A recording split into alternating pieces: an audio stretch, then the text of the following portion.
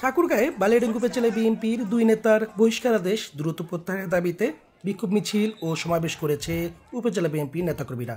বহিষ্কৃত এই দুই নেতা হলেন উপজেলা বিএনপির সাবেক ভারপ্রাপ্ত সভাপতি অ্যাডভোকেট সৈয়দ আলম এবং সাবেক সাধারণ সম্পাদক ডক্টর টি.এম. মাহবুবুর রহমান।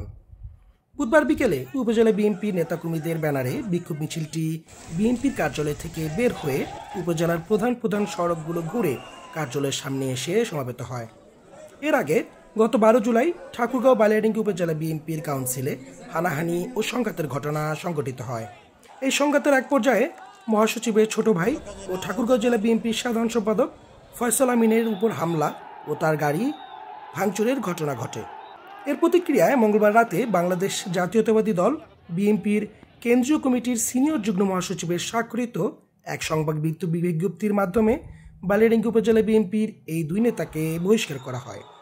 বিক্ষোভ সমাবেশে বিএনপি নেতাকর্মীরা দাবি করেছেন, কেন্দ্রকে ভুল বুঝিয়ে উপজেলা বিএনপির নবনির্বাচিত সভাপতি ও সাধারণ সম্পাদককে বহিষ্কার করা হয়েছে, যেটি দ্রুত প্রত্যাহারের দাবি করেছেন বিক্ষুব্ধ নেতাকর্মীরা।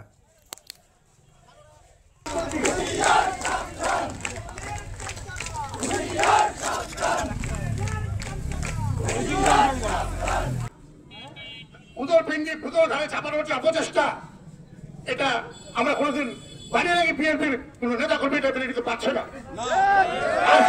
আজকে যে এই বিক্ষোভ, এটা কিন্তু তারই বহিঃপ্রকাশ।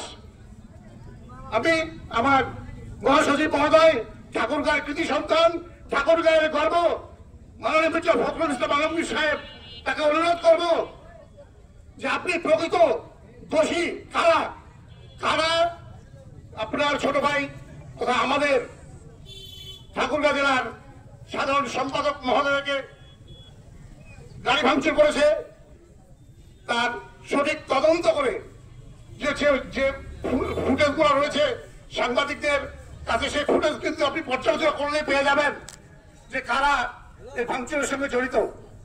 কিন্তু তা না করে কিছু জেলা কমিটির কিছু কুচক্রী একতরফা ভাবে এটাকে আমাদের নবনির্বাচিত সভাপতি এবং সাধারণ সম্পাদকের উপর চাপায় দেওয়ার অপচেষ্টার কৌশল হিসাবে কেন্দ্রে তাদের রিপোর্ট প্রদান করে